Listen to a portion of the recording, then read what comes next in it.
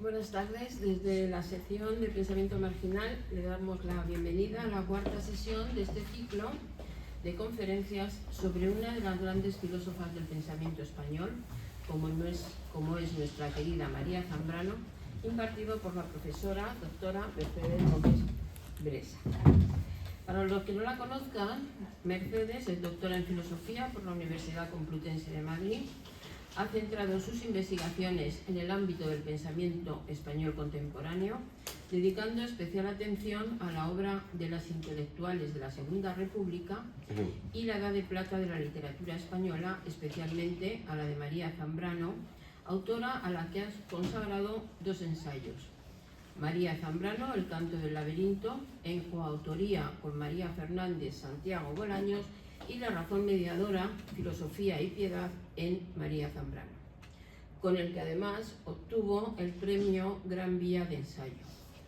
Ha realizado también la edición crítica de los siguientes libros de María Zambrano: Las palabras del regreso, 1995, Unamuno, 2003, Pensamiento y poesía en la vida española, 2004, y Claros del bosque, 2011. Este ciclo de conferencias, que generosamente nos ha regalado la doctora Gómez Bresa, han recogido toda una serie de temas de sumo interés, no solo para conocer en profundidad el pensamiento de la autora, sino también como punto de reflexión actual ante problemas que hoy nos preocupan más que nunca.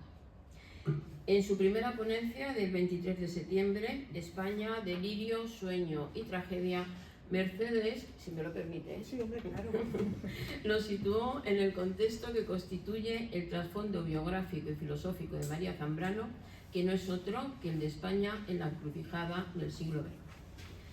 Su segunda ponencia, La palabra poética como apertura al mundo, del día 28 de octubre, estuvo centrado, esto tengo que decir que me lo han chivado porque yo no pude asistir, en el papel de la poesía y del arte en general como lugar de desvelamiento de la verdad. Por último, en su tercera ponencia, El desgarro de la vieja Europa, de 25 de noviembre, nos situó ante la crisis existencial que atravesó Europa a mediados del siglo XX y cuyos ecos se prolongan hasta la actualidad, cuando esa crisis se ha hecho aún más grave y patente. Hoy, con su cuarta ponencia, La piedad y el trato con lo divino, nos situará, imagino, en el terreno de la trascendencia y de cómo entenderlo de las claves que nos ofrece el pensamiento zambraniano. Por último, destacarles que la quinta conferencia, Claros del bosque, tendrá lugar el 28 de enero, donde llevaremos a cabo la clausura de este interesante y enriquecedor ciclo, dentro de los actos programados por el Ateneo de Madrid para rendir homenaje a esta gran filósofa durante todo el año de 2024.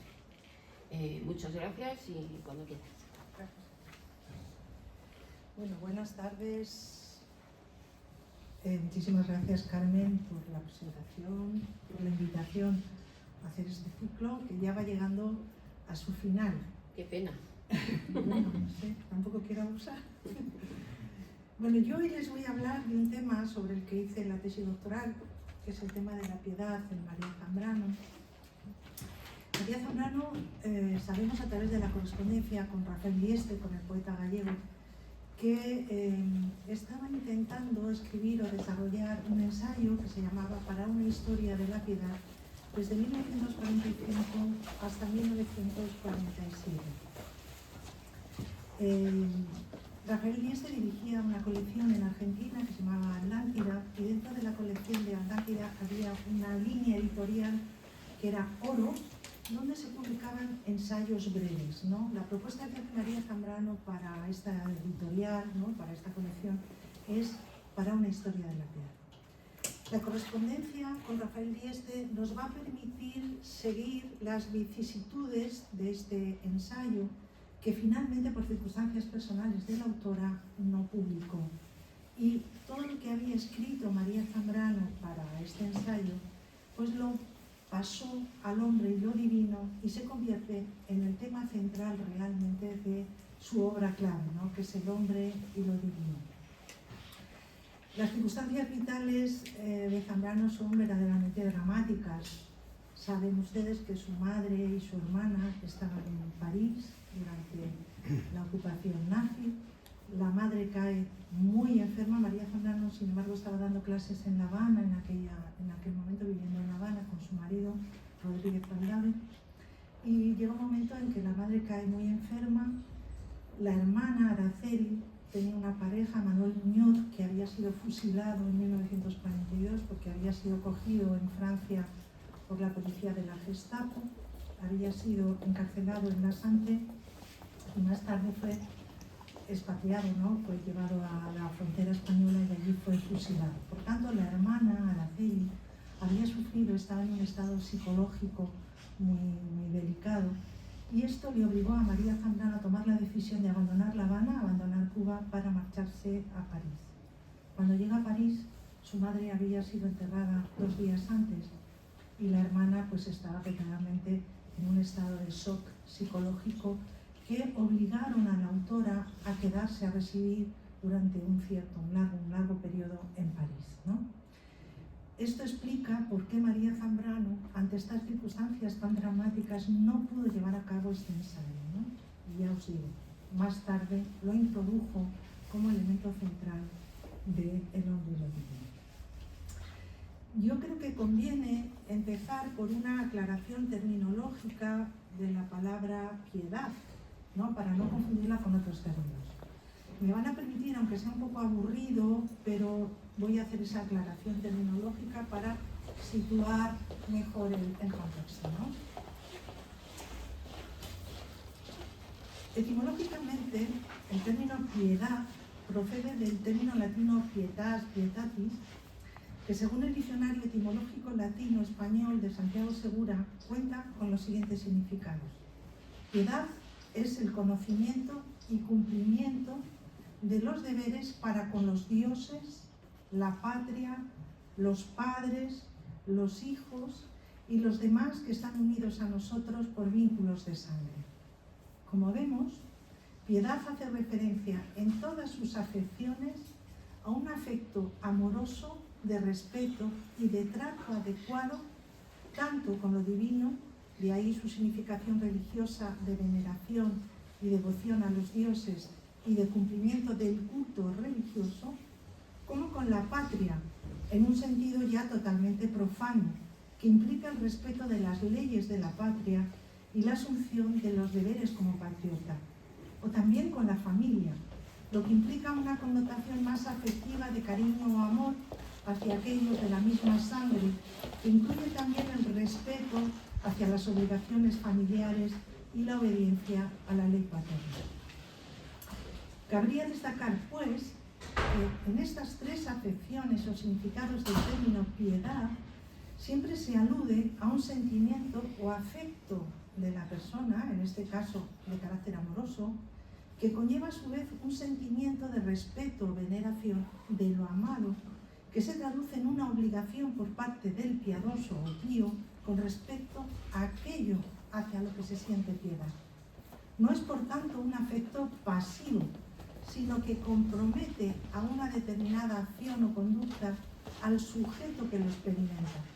En este caso se trataría del seguimiento y respeto y una serie de leyes o normas cuyo cumplimiento y fidelidad no tiene otro fundamento que el sentimiento amoroso que nos liga al otro, al familiar o a lo otro, lo divino, la patria. En castellano existe toda una familia de términos emparentados con piedad, cuyos significados lindan o se confunden con nuestro término y que convendría distinguir o aclarar para evitar posibles equívocos. Estos serían los siguientes: compasión, caridad, misericordia, lástima, filantropía, simpatía y tolerancia. El haber traído a colación todos estos términos no es algo gratuito u ocioso, pues Zambrano, cuando pretende aclararnos el significado de piedad por vía negativa, es decir, señalando lo que no es, la distingue expresamente de algunos términos que acabamos de mencionar. En Para una historia de la piedad, su texto maravilloso del 49, la autora nos advierte de estas diferencias. Les dice: La piedad no es el amor propiamente dicho en ninguna de sus formas y acepciones.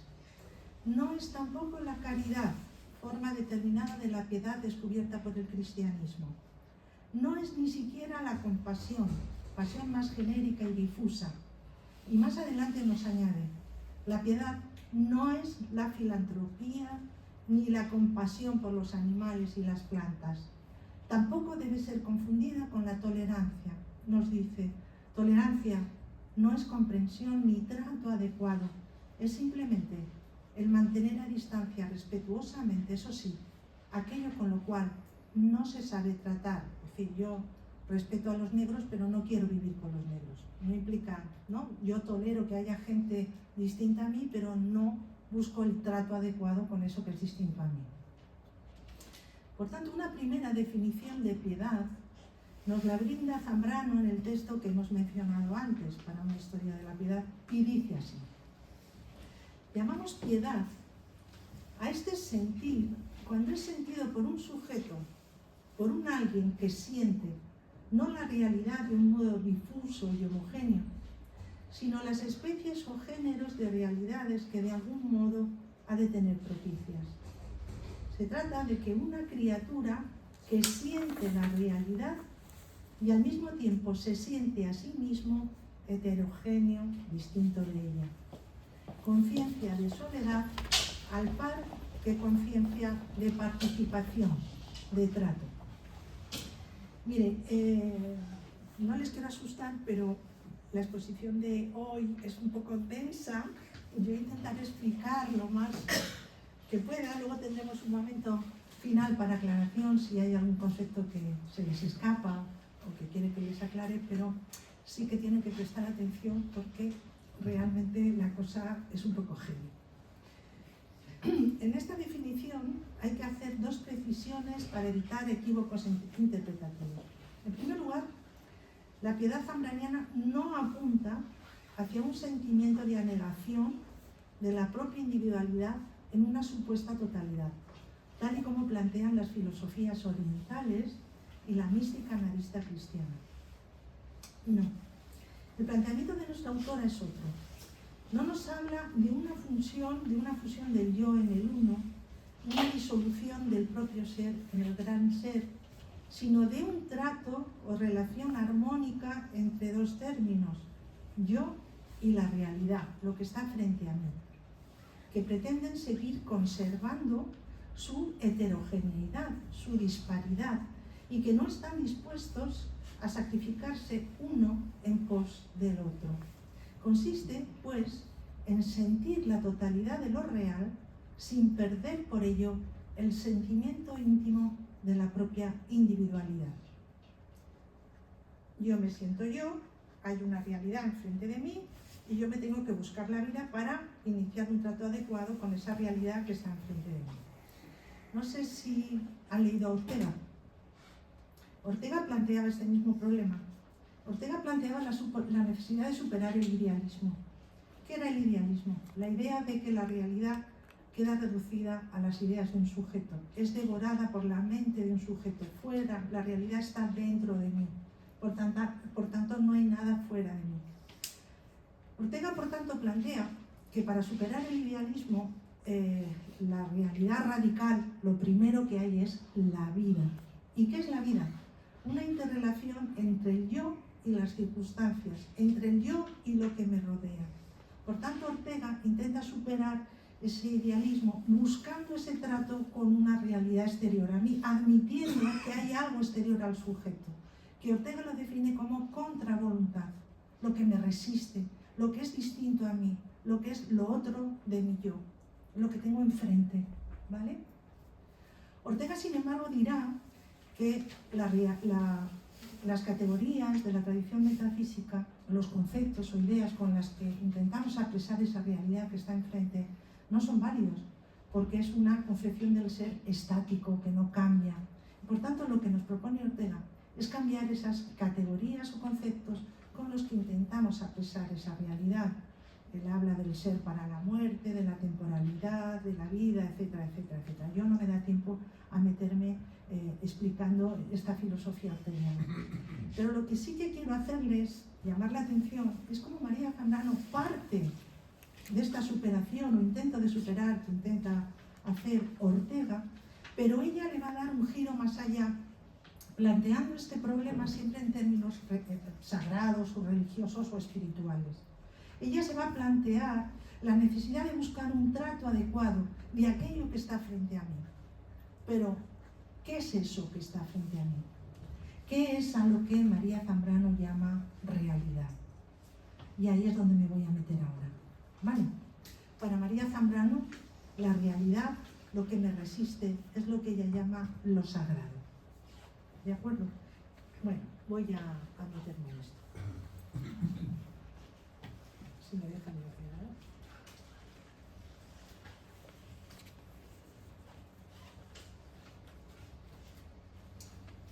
La realidad lo define también, siguiendo Zambrano a Ortega, como la contravoluntad, como aquello que ofrece resistencia al hombre, que no se deja dominar por él y que se muestra esquivo a ser traducido a conceptos. Todo lo real es lo que no se somete, lo que no puede ser deglutido por la mente del sujeto, lo que no se puede traducir a ideas.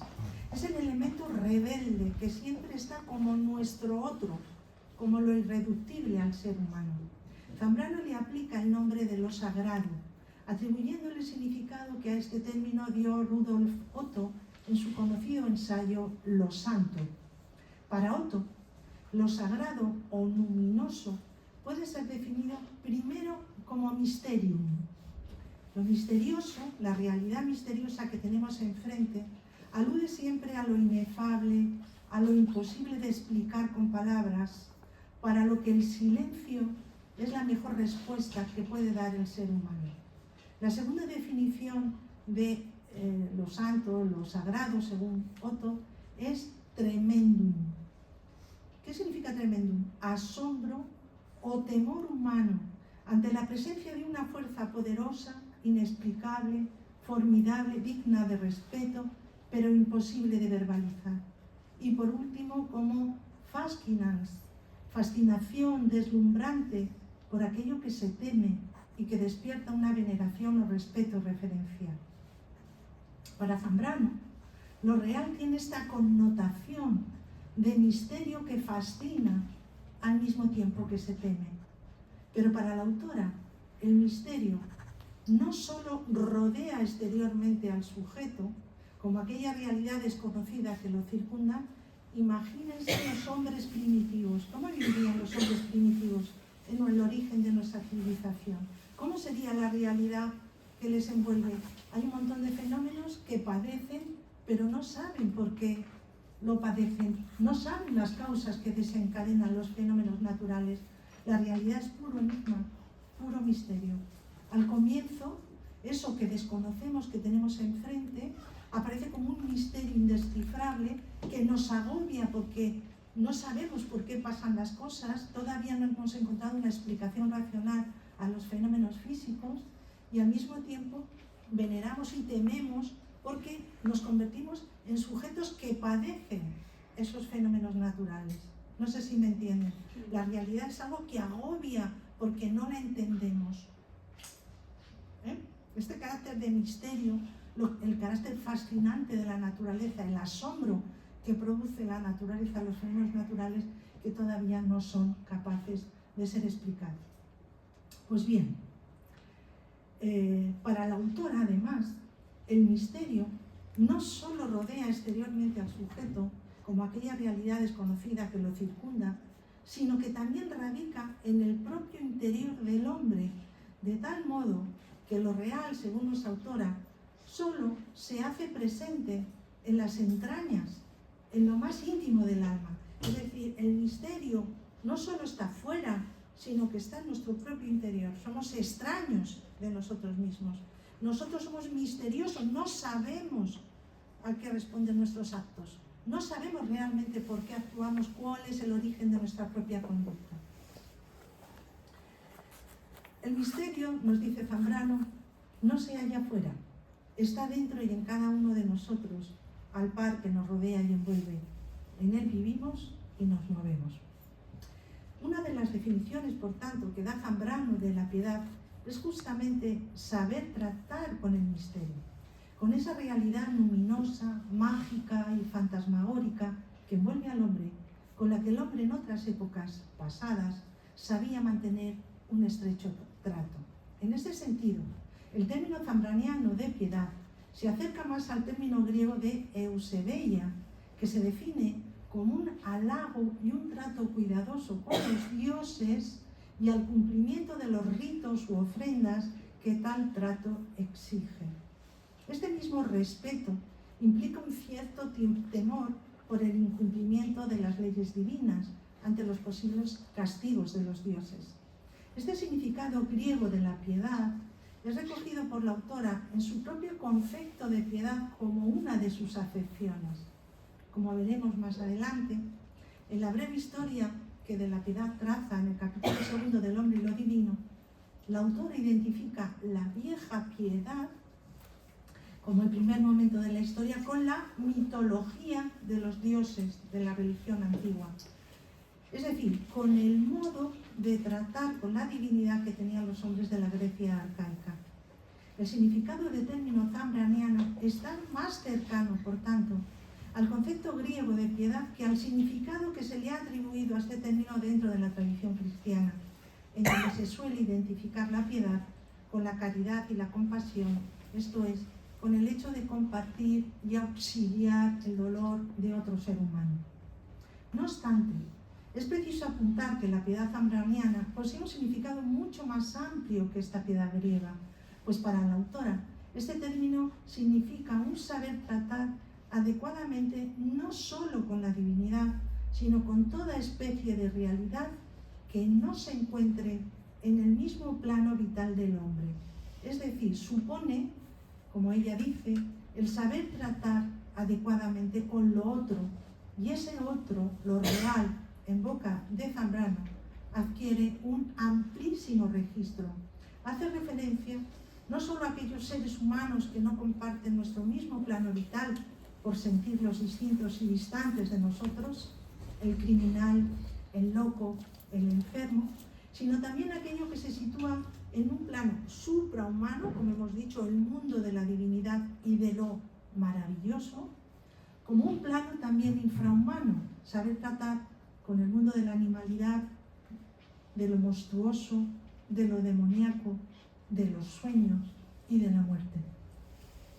La piedad, por tanto, es concebida por nuestra autora como el sentimiento originario prereflexivo, antes de la razón, a través de la cual el hombre entabla un trato adecuado con esta multiplicidad de planos que conforman lo real. En un breve texto que se llama Carta abierta a Alfonso Reyes, Zambrano nos ofrece una definición más concreta de la misma. Dice así: la piedad es saber tratar, sí, con lo diverso, con los distintos planos de la realidad que el ser, armonía, ha de ser múltiple. Saber tratar con lo cualitativamente diferente, tender puentes entre los abismos existenciales que hoy se diría, saber tratar con la mujer, el loco, el enfermo, saber tratar con el mundo que es siempre lo otro, el no yo, saber tratar con lo sagrado, poniéndose una máscara cuando hace falta callar a tiempo, saber de conjuros y de exorcismos, poder descender a los infiernos una y otra vez y hasta saber morir en vida todas las veces que haga falta, saber tratar con los muertos y con sus sombras y sobre todo, saber tratar con lo otro en sentido eminente, el otro, y lo llama, no lo escribe con mayúscula, que sería Dios. A esta pluralidad de lo real, fijaos que hay planos distintos, ¿no? Yo creo que ya se va aclarando un poco la piedad. La piedad es buscar trato con todo aquello que no está en el mismo nivel que el ser humano, ¿no? Con los diferentes estos planos o multiplicidades de lo real. A esta pluralidad de lo real, la autora menciona como la esencial heterogeneidad del ser, tomando la famosa expresión de Antonio Machado en boca de su apócrifo Abel Martín, aunque cambiándole o modificándole el significado. Nos dice Zambrano: piedad es sentimiento de la heterogeneidad del ser, de la cualidad del ser, y ese anhelo, por tanto, de encontrar los tratos y modos de entenderse con cada una de estas maneras múltiples de realidad. La piedad, según Zambrano, por tanto, constituye incluso, le llega a llamar, la matriz originaria de la vida del sentir.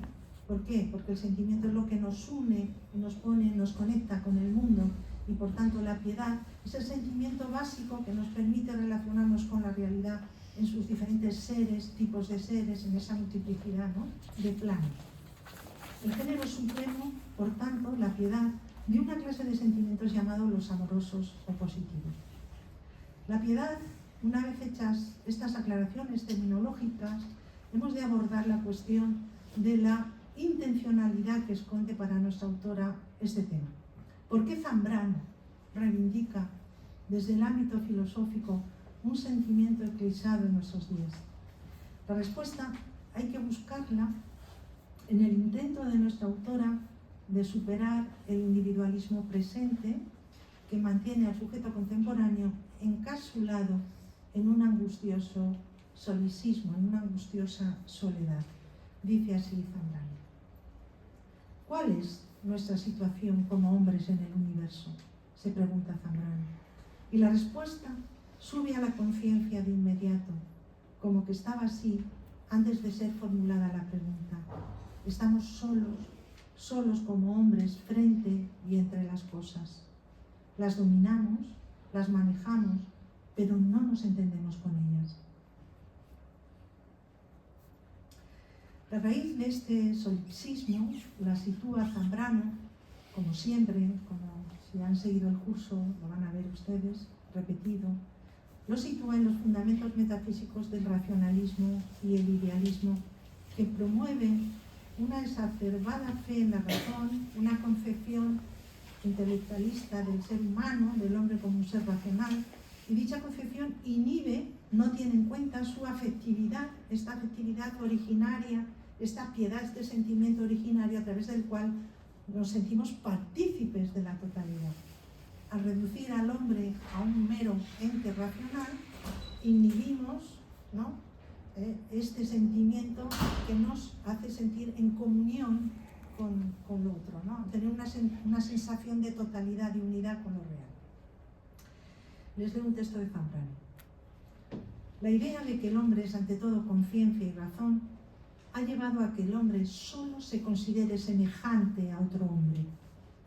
Mas no se detiene allí el proceso, pues como las diferencias entre los hombres subsisten y hay razas, nacionalidades, culturas, clases sociales y diferencias económicas, hemos llegado al espectáculo bien visible de la sociedad actual. Apenas sabemos tratar sino con aquellos que son casi una reproducción de nosotros mismos. Fin de la cita. El nihilismo de Occidente tiene su verdadera causa, según Zambrano, en esta inhibición del sentimiento piadoso que supone el hermetismo de nuestro espacio interior, en el que el individuo se abre y comunica con lo real. Obliterado este espacio interior, el hombre cae en una radical soledad que se traduce en el plano metafísico en la experiencia de una falta de fundamento ontológico, de un vacío existencial. La crisis de la modernidad tiene, por tanto, para nuestra autora un epicentro, o su epicentro, en la desconexión del alma humana con el resto de los seres, que ha hecho del individuo una especie de mónada aislada del universo. Estamos solos, hemos perdido la capacidad de sentirnos parte de ese todo.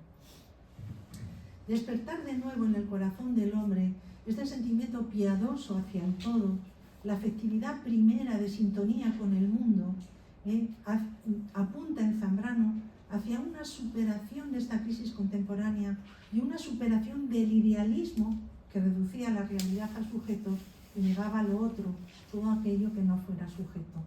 Superar esta crisis pasa necesariamente por el establecimiento de una nueva figura de razón, una nueva razón intuitiva y cordial, una razón, ella le llama piadosa, incluso un nombre mucho más bonito, la razón mediadora, que entre el hombre y la realidad y la alteridad que le permite trascender su soledad.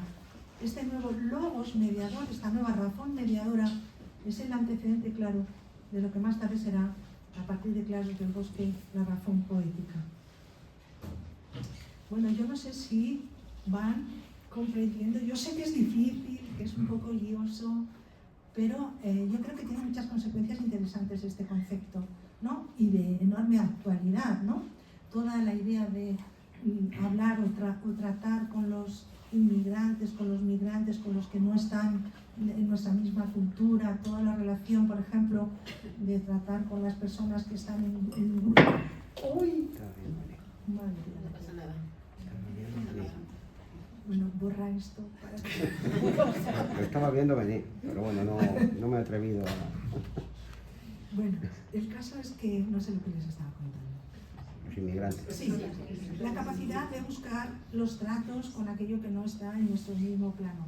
A mí me recordaba un poco también, extrapolando, ¿no? Por ejemplo, la teoría de la acción comunicativa de Habermas, ¿no? Que plantea la necesidad de un diálogo, de una relación con otro que no está en nuestras mismas condiciones, etcétera, etcétera. O, por ejemplo, el trato con lo monstruoso, con todo la locura, ¿no? Todos los estudios que ha hecho Foucault, ¿no? La historia de la sexualidad, la historia de la locura, ¿no? También, es decir, todo aquello que es marginal y que no se ha tenido un trato adecuado. Pero Zambrano, y continúo, no solo acota la definición de este término, sino que además pretende realizar una historia de la piedad en Occidente, para alcanzar una imagen íntegra del ser humano que solo se lograría si hiciéramos la historia de sus sentimientos y pasiones. Esto es una cosa que también retoma de Nietzsche. Nietzsche decía que para que el hombre tenga realmente una concepción completa de sí mismo, necesita también hacer la historia de sus sentimientos. Y de hecho hay toda una serie de corrientes, ¿no? Fenomenológicas a finales del 19, principios del 20, que pretenden hacer esto. Yo les recuerdo, por ejemplo, la historia de la simpatía de Max Scheler, que tendrá una gran influencia en esta historia de la piedad también de María Zambrano. En relación con la historia de la piedad, la autora va a trazar los diferentes modos de trato que ha tenido el hombre con esa realidad sagrada y luminosa en Occidente. Ese trato ha sido siempre problemático. De hecho, Zambrano lo concibe como una interminable e irreconciliable dialéctica entre el hombre y lo sagrado que ha determinado no solo las diferentes concepciones ontológicas y epistemológicas que se han sucedido en nuestra cultura, sino también los diferentes proyectos antropológicos que se han ido sustituyendo a lo largo de la historia en Occidente. En definitiva, del trato del hombre con esa realidad sagrada depende absolutamente todo, desde nuestra forma de concebir el ser y el conocimiento hasta la forma o imagen con la que el hombre se concibe a sí mismo. Esta dialéctica entre el hombre y lo sagrado diseña dos procesos que, aunque inversos, corren paralelos y se implican mutuamente. Espero que se comprenda. El primero de ellos está protagonizado por el hombre. Lo podemos resumir como un proceso de profanación de lo sagrado, marcado por el intento humano de crear un orden dentro de la realidad caótica primigenia, orden que permita, a su vez, un espacio propio, un espacio profano en el que ponerse a salvo de la resistencia angustiosa que ofrece esa primera realidad sagrada.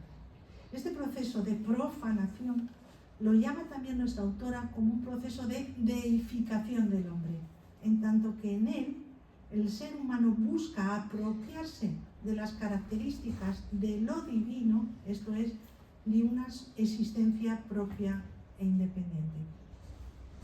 El segundo proceso lo protagoniza el otro elemento de la disputa, la realidad sagrada, que ofrece resistencia, como una especie de fuerza intangible al anhelo, ofrece resistencia al anhelo de ser e independencia del hombre, y para ello va creando también sus propias estrategias con las que intenta desbaratar la esperanza humana y un proyecto propio. Este proceso de sacralización supone un intento de regreso al caos primigenio a esa indistinción y comunión primera en la que el hombre se experimentaba como partícipe de lo real, sin que sus diferencias con la alteridad fueran sentidas como relaciones de oposición, sino de participación. La vuelta a este todo, a esta unidad primigenia,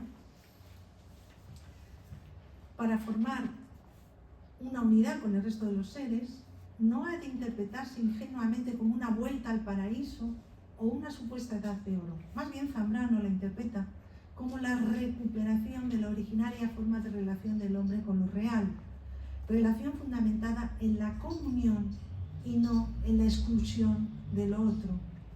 Este proceso, si llegara a culminarse, supondría la superación de la concepción metafísica del ser como autoconciencia e identidad, concepción que lleva implícita una violenta destrucción de la alteridad, por una nueva concepción del ser como heterogeneidad más relacional, derivada de un nuevo concepto de razón no excluyente, sino mediador entre el hombre y lo real, una razón piadosa o mediadora que permita de nuevo un trato con los diferentes planos de lo real.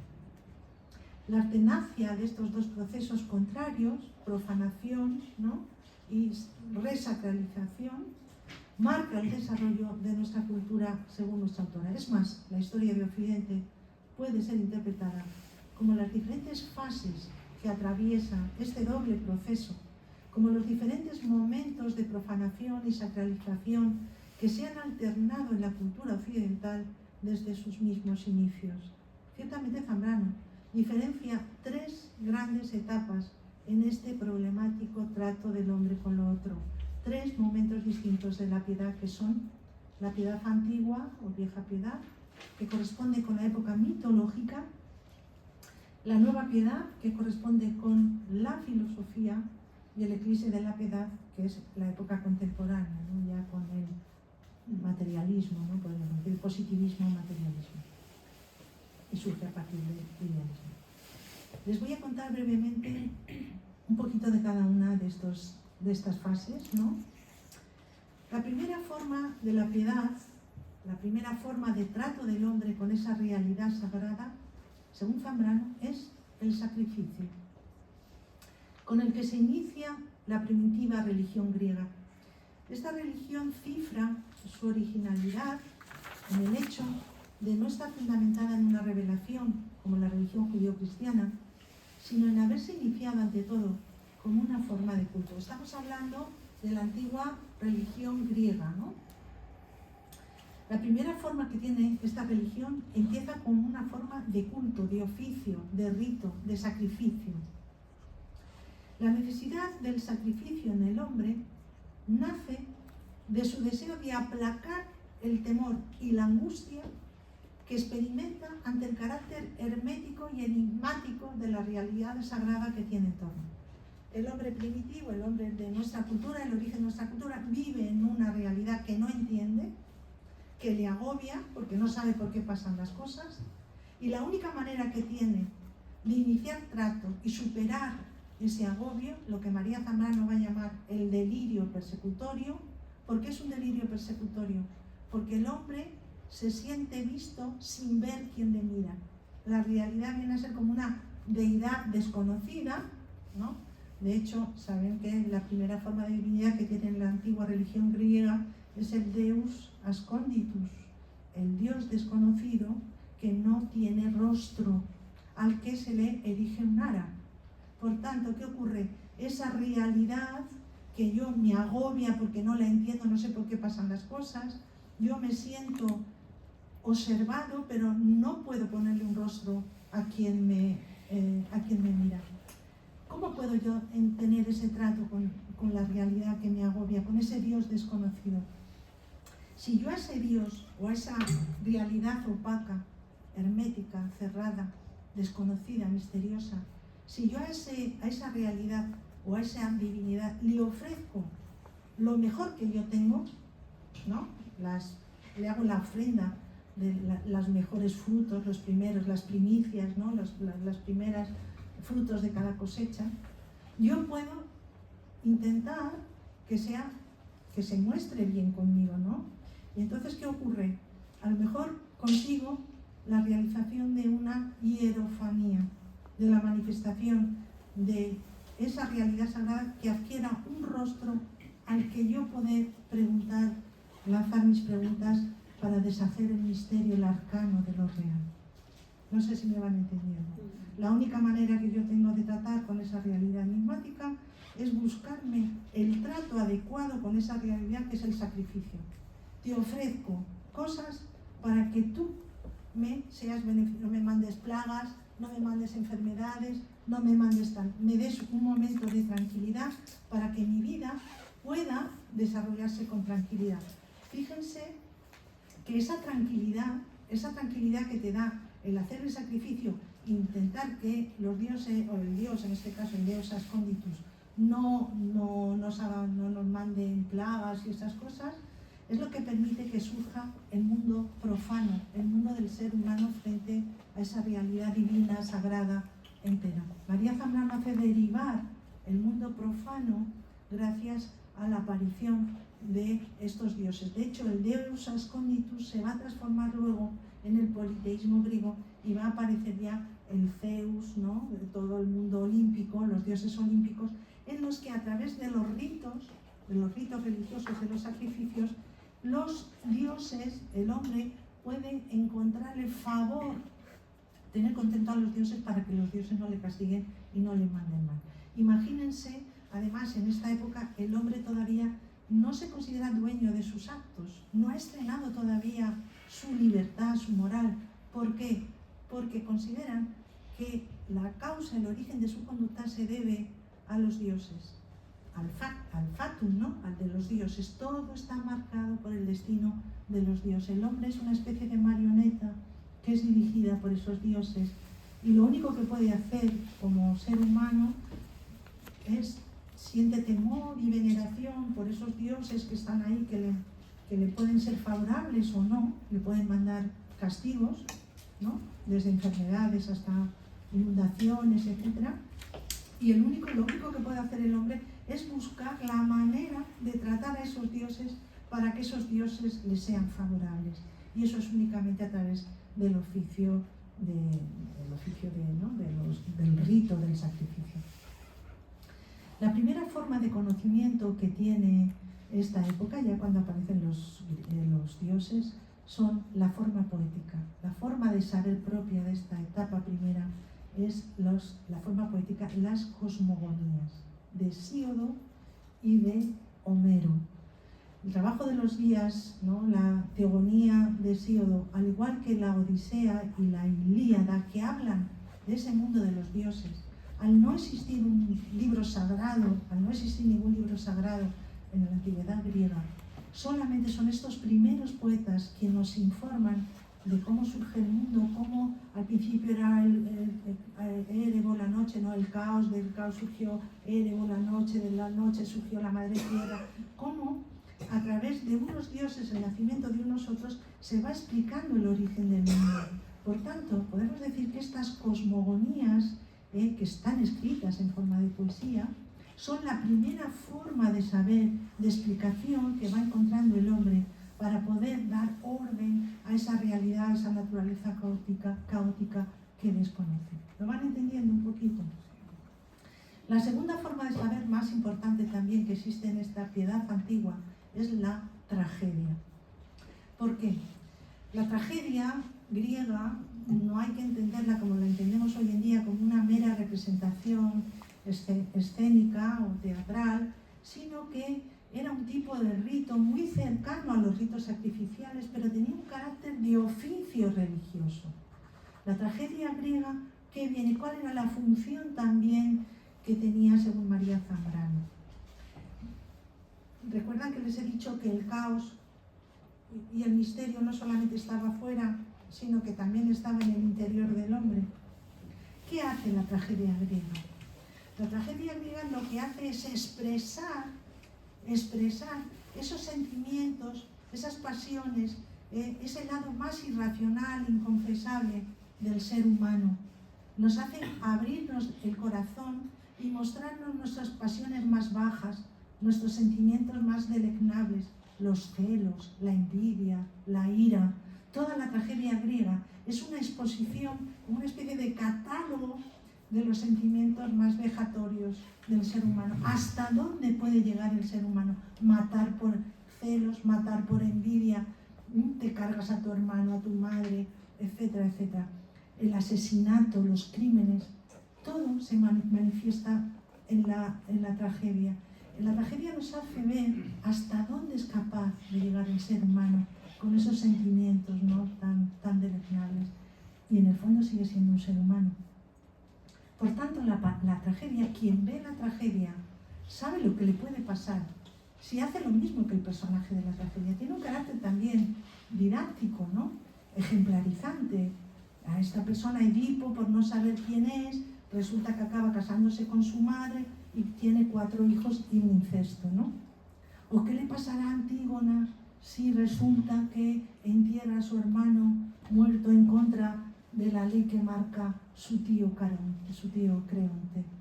Es decir, la tragedia humana permite también al propio ser humano ir descubriéndose las causas secretas de su actuación, de su conducta. Por tanto, pone un cierto orden también en el interior del hombre. Si las cosmogonías ponen un orden fuera, la tragedia también aprende, ¿no? Es la primera forma de conciencia que tiene el sujeto, el ser humano. ¿De acuerdo? Bueno, pues esto es lo que les quería contar respecto a la piedad antigua. La nueva piedad la interpreta María Zambrano como el paso del mito al logos. Pero María Zambrano considera que solamente la filosofía, la búsqueda del ser, de la unidad de la que habla Parménides, es posible únicamente por esa forma primera de conocimiento que da la tragedia y la cosmogonía. Es decir, las cosmogonías, la vieja piedad, prepara el camino para la llegada de la nueva piedad. Sin mito, no hubiera habido filosofía. Normalmente en una facultad de filosofía nos enseñan que la filosofía nace contra el mito o frente al mito. Sin embargo, María Zambrano dialécticamente hace derivar la filosofía de su contrario.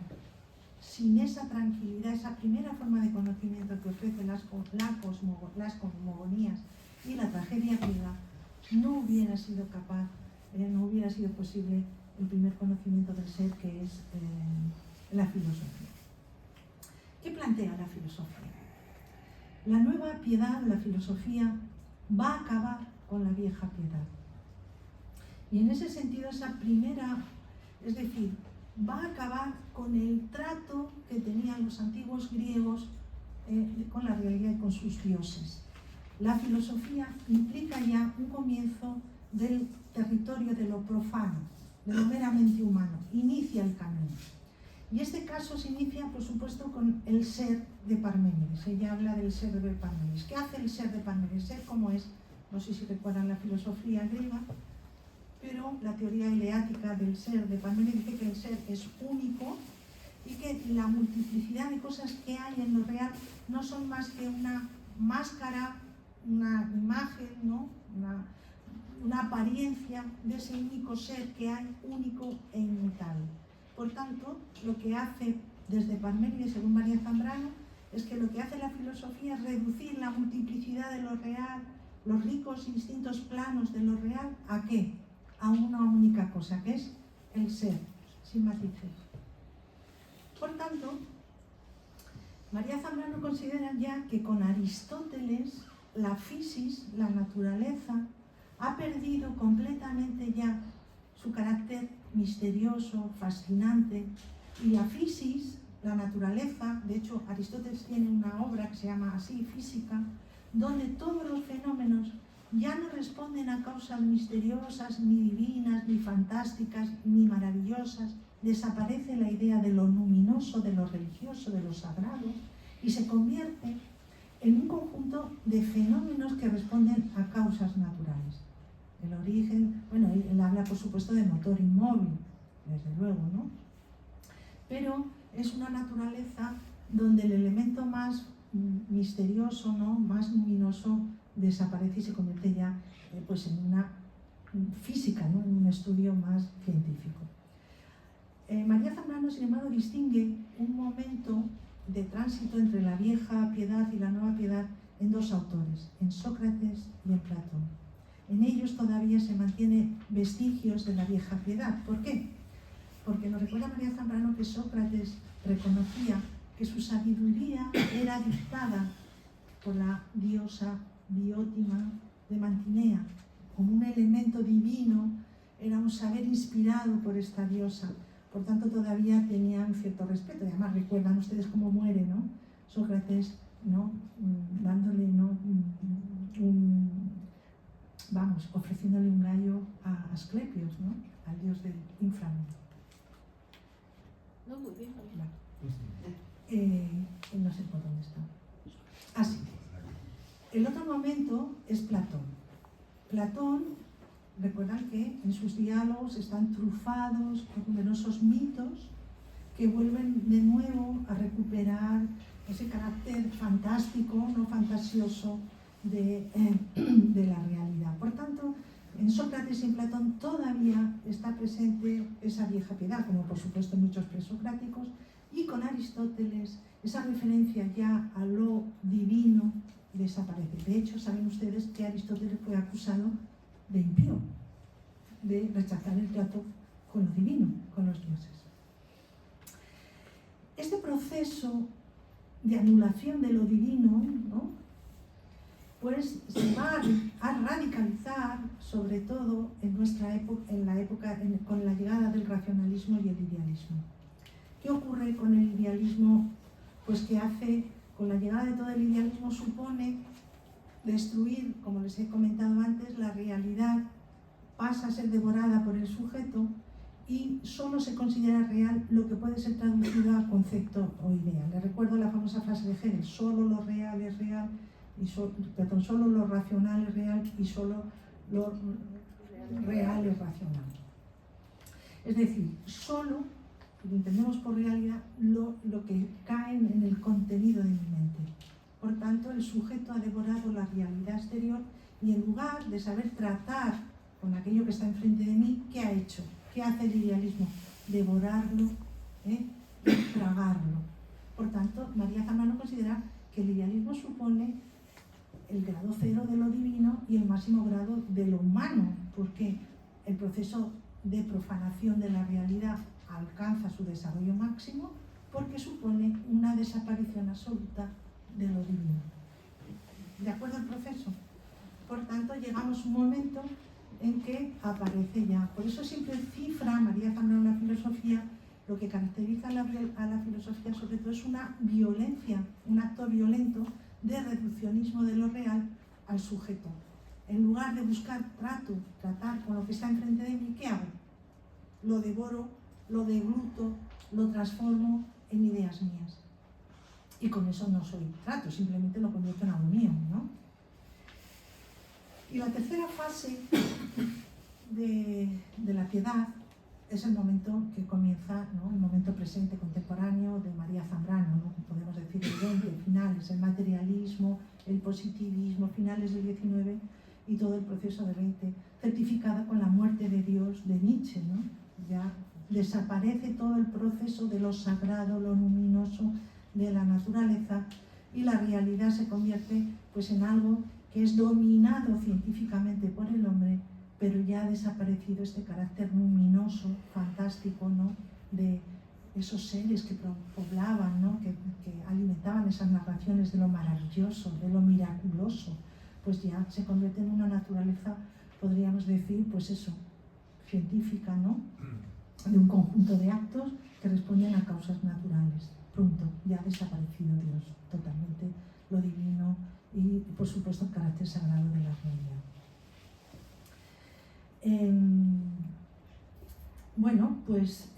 Lo que nos propone María Zambrano con la piedad, justamente, es superar este eclipse, volver a intentar despertar en el hombre el sentimiento piadoso que nos permita superar esta crisis de la modernidad y nos permita buscar despertar en el hombre ese sentimiento de comunicación con lo real, que nos religa con lo otro, que ahí viene la palabra religión, ¿no? Religare es unirnos con lo otro, hacernos partícipe en un sentimiento de comunicación. Nos insta, nos invita a abrirnos, ¿no? Hacia lo otro e instar los tratos que nos puedan hacer posible esto.